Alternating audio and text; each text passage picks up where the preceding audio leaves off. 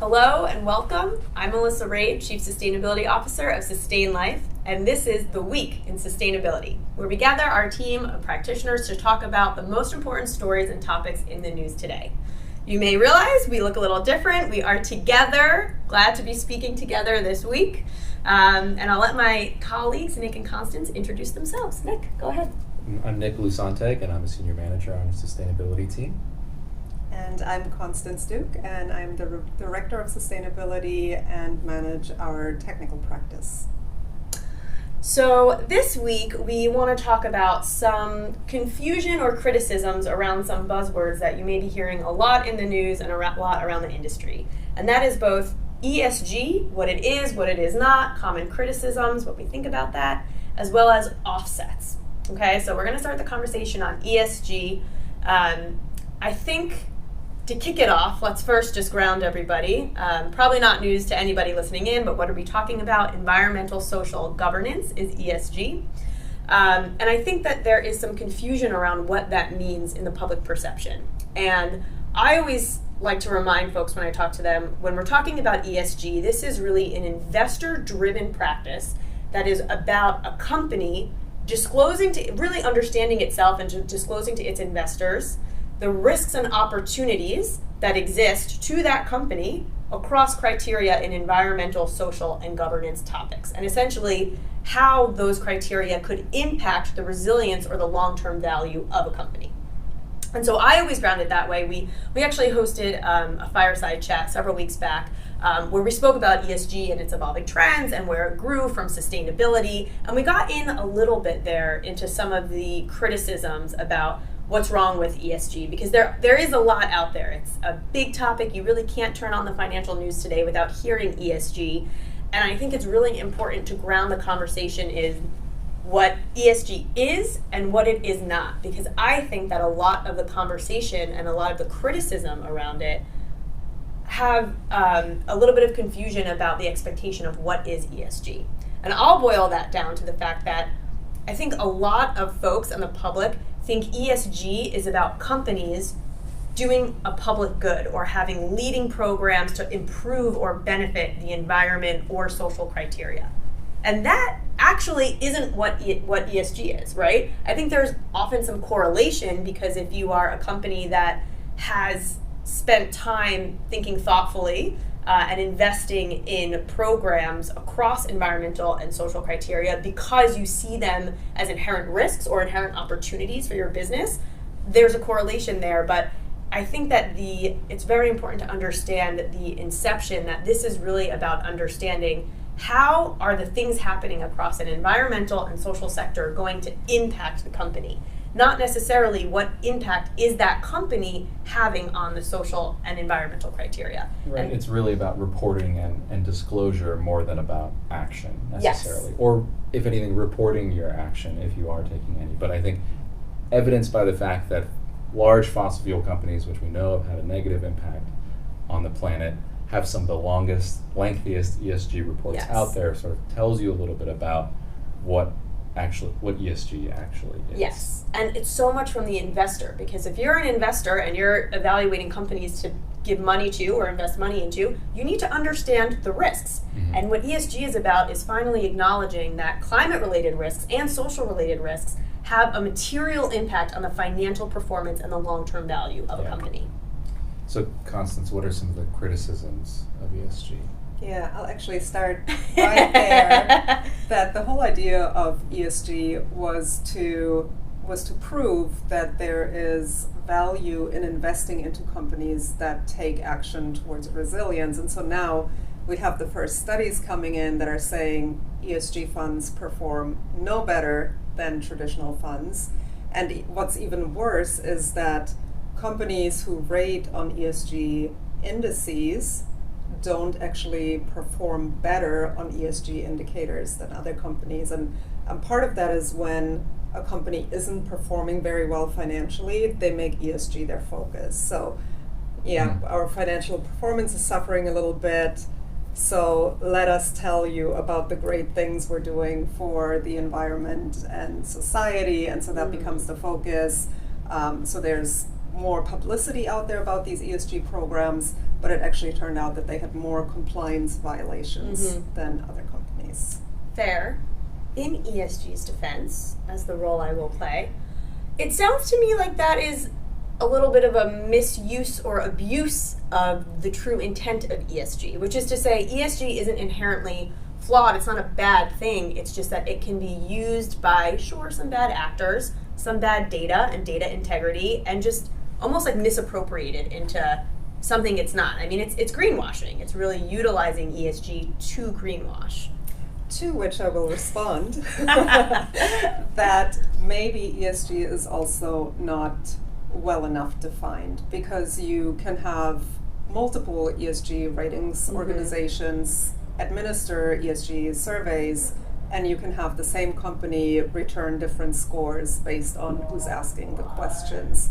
So it would be great to have some kind of an evolution that harmonizes the different ESG indices. And something I think would be a big improvement would be to have negative scores, so that a company who is inherently unsustainable would score so poorly, in fact, into the negatives on the leg of ESG that they're performing really badly, and to where they couldn't recover by doing things better in the two other areas. So, you know, this argument of, yeah, we're terrible for the environment, but we create all these jobs. Yeah. It wouldn't give you a 0 on environment and 100 on jobs. Right. It would give you a negative 200 on environment, and so it would kind of balance out all the scores a little bit better. Who can we talk to about that? I support that. I'll meet you there. I think that's a really valuable way. I mean, it sounds like a little bit like right now you're like putting a Band-Aid on like a gunshot wound, saying like, oh, we're going to cover up this like glaring critical issue. Right.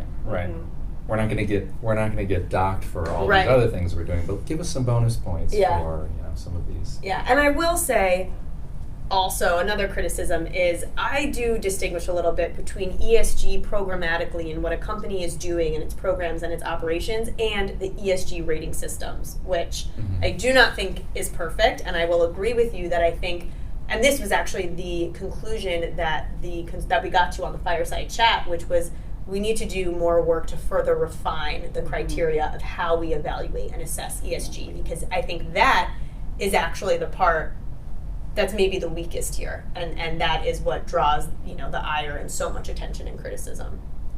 I agree. And then also to your point on bad players, I think some of this is really unintentional, where a lot of companies at some inflection points started conflating sustainability and ESG.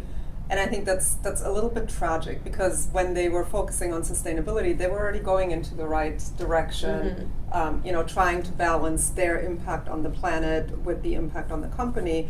And then when the ESG buzzword came along and everybody said, okay, this is what we need to do, I think there wasn't a full understanding that ESG is kind of a very small subcomponent of sustainability, and everybody jumped on the ESG bandwagon a little bit hastily, and I wish a lot of companies would go back to their original intent of pursuing sustainability. They got distracted by a shiny new thing. Exactly. Now here's a question I want to ask you. You talk about the negative deduction of points if a company is inherently bad. So this is making me think of Tesla, which months ago at this point was kicked off of the S&P Global's ESG index. And that drew a lot of conversation, because here you have this company that is, their very product and existence does so much to transition or to support the transition to a carbon-free economy with EV. And yet, how can this company not be on the ESG index? And they, of course, were knocked off of it because of poor performance in some of the social category, with accusations of racism and fair labor and some working conditions. And so my question there would be, if you are an inherently, I won't say inherently good, but if you are, a product or a company that so clearly does push the economy and the market towards a decarbonized economy, like the product of Tesla, how many extra bonus points do you get for that? How does that relate? Well, that kind of brings attention to one of the other criticisms of ESG, which is that it's difficult to quantify everything, and it's especially difficult to quantify things that are very different. How do you quantify maybe getting some of your minerals from places that have poor human rights records to all of the emissions that you have avoided through producing electric vehicles. It's not really possible to do that. So maybe that's an area where the system of deductions wouldn't work, or in general where ESG just can fall short. Yeah, we spoke about this, I remember, in the fireside chat a couple weeks ago, and I had posed to the panelists, there's a lot of discussion about should there be separate benchmarks and rating systems? Should it be an E, an S, and a G? And the conclusion that was reached there was, no, let's not abandon ESG, let's stick together on this, but just better work to define the metrics and maybe the rating system and like numerically how they do work together as a whole. And a lot of them are intersectional, so it will be difficult to separate them out without also duplicating. So I think it's good for them to sit together. Maybe unpopular opinion, but I don't think Tesla should get extra bonus points because the negative accounting system would already account for the fact that they score highly on environment. So, it's basically what Nick is saying. Quantification is still such a big issue. And we talk about this a lot, that there needs to be context to accompany the data. And when you're trying to boil it down to a purely quantitative system that translates into a score, that's a really difficult challenge to surmount. Yeah. All right, well, I feel like we've reached a mutual agreed upon coming up different sides of the argument. Okay, the next thing that I want to talk about, because again, I think that this gets a lot of attention and a lot of criticism, is offsets and the role that those play in a net zero economy, where we are. I think that we see that they are used pervasively, and maybe there's a right way to use them and a wrong way to use them. So let's chat about it. Okay. Well, I don't know about you two, but when I think about offsets or the value of offsets, I basically think about 4 things: permanence, additionality, verifiability, and then a 4th one, which I couldn't wrap up in a single word. So this idea of like displacing responsibility. So permanence is this offset that I'm purchasing, if trees are being planted somewhere, how long are those trees going to be there? How do I know that next year, someone's not going to strike gold under that land, and all of a sudden that land trust is going to disappear and those trees will be gone? And that's because Yeah. not even malintent, but just a natural disaster. And that's because the way offsets work is that you are buying the carbon credit of what those trees would do over a period of time, correct. right? Okay. Yeah. The second one, which I think is the biggest, is additionality. Is this money that I'm spending actually going to something that would not have happened otherwise? And this is a big issue with offsets. We've seen some big news recently about Hawk Mountain Sanctuary, which is in Pennsylvania, where some big companies like JP Morgan Chase spent almost 7 figures on purchasing offsets. And it turns out that those trees that were there were not actually threatened to begin with. It was actually already called the Hawk Mountain Sanctuary at the time. Right. And it's a big problem with all offsets, but in particular habitat restoration based offsets. Is what's happening there something that would not have happened otherwise? Were they not already going to reforest that area? The third one, verifiability, I kind of think of this as like, is the amount of carbon that's being pulled out of the atmosphere actually the amount that's being pulled out? Offsets are developed with theoretical calculations. How accurate are they? There's one common type of offset where they give out cooking gas stoves in developing countries so that they don't use wood as a fuel, and what they found with those is people often just use that as a second stove, and so their emissions actually go up. Right, which begs, I think, the conversation of avoidance projects versus nature-based solutions that given the guarantee of the other criteria, but like those trees, that natural solution will pull the carbon dioxide out of the air versus like at Cooktop isn't necessarily, exactly. And then the last one is sort of this idea that it perpetuates a sense of I can just pay my way out of polluting. And especially with a lot of offsets where they're occurring in developing countries, there can be, I don't exactly know how to describe it, but there's a sense of, well, I'm paying for my emissions, and I'm putting that responsibility on someone or an organization in a developing country so that our company can, continue to fly. Yeah, business as usual. Yeah. Yeah. I think that's the most dangerous one because systematically it inhibits drivers for more meaningful change and reduction. It basically says, like, okay, we're not really going to change our behavior. We're not going to do anything different. We're just going to purchase these offsets because the money is frankly less valuable to us and they're not that expensive compared to the meaningful change we would have to do operationally at our organization to do it differently, which of course would have the most meaningful lasting impact and change. So what do we recommend with offsets then? Well, make sure that they meet all of those criteria. Okay, yeah. Which is really difficult to do because there are risks that are being exacerbated by climate change that we really can't control. So if you invest into a reforestation project and it burns down, your offsets just went up in flames. So can't control all of that. But I kind of like SBTI's approach to this actually, where they're saying this is an investment you should make anyway because it's good to do it. So it kind of falls more into sort of the philanthropic bucket, but it doesn't count towards your emissions reduction target. Which kind of strikes the balance of like, it's an important market mechanism, right? It does, transfer money.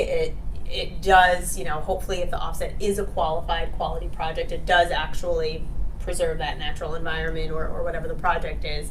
But again, there's this fixation on net zero. We need to get our emissions down. And utilizing offsets to do that is not a meaningful way to do that. That's not a quality. Choice. Yeah, it's your last choice. It's for the emissions. You've tried everything and you've reduced everything you can and you have a balance. It's a last choice, or it's hey, while we achieve internal reductions, we're also going to offset all of our emissions, for what it's worth, because we think if it doesn't take away from your budget for more meaningful things. Yeah, for sure.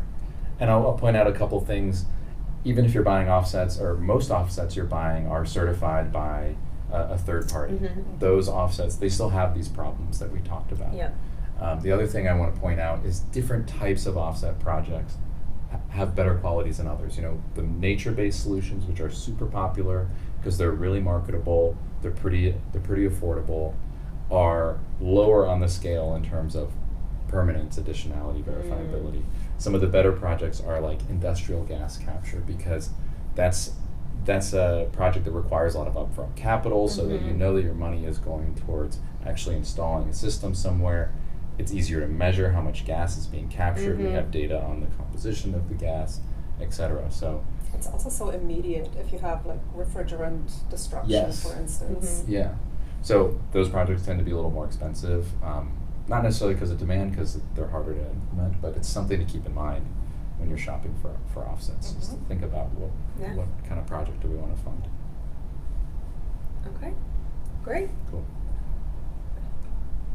Well, I think we spent a fair amount of time hashing through things, being a little critical of ESG and offsets. I think we would be remiss if we didn't mention some truly celebratory and happy news this week, which was the sale or transfer of Patagonia from the founder into a trust, which basically guarantees that the revenue of the company will be used to fight climate change, which is about $100 million a year, I think it's coming in. And it's pretty incredible. It's pretty groundbreaking. This is the first company to do this. They've created new financial and corporate mechanisms to allow this. And it's pretty incredible. Yeah, it's definitely groundbreaking, but it's also not so surprising if you followed the history of Yvon Chouinard and how he's built the company and how he's thought about environmental activism throughout the years.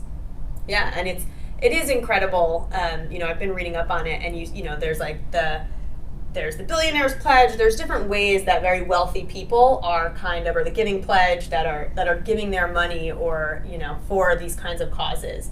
But all of it basically is saying like, well, we'll be comfortable up until a certain point, and then we'll give like the extra away. And this is literally a man and a family who took really the bulk, the entirety of their wealth and just gave away all of their rights. It's incredible. It's also incredible just from like a capitalist standpoint, that this was a company that he built, you know, Yeah. like for 50 years, this was his baby, and to take that and say, like, I don't own this, this isn't mine, this company was created. We've been talking this week about CSR. This was a mission-driven company that had an intent and goal to protect and promote environmental activism, and to literally say, like, the company was just a vehicle. It was just a vessel for doing that. So what I'm doing is ensuring that that mission is continued. And I think he had said some quote of, like, you know, I could die tomorrow and feel safe and comfortable that, like, what I started out to build will be forevermore because I did this. Yeah.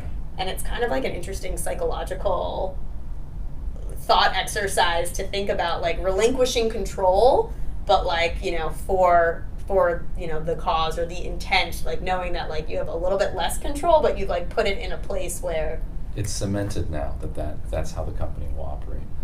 Yeah. It's Yeah, a big and deal. it kind of shines a light on this whole concept of philanthropic capitalism, which we can criticize some other time. Good point. Great point.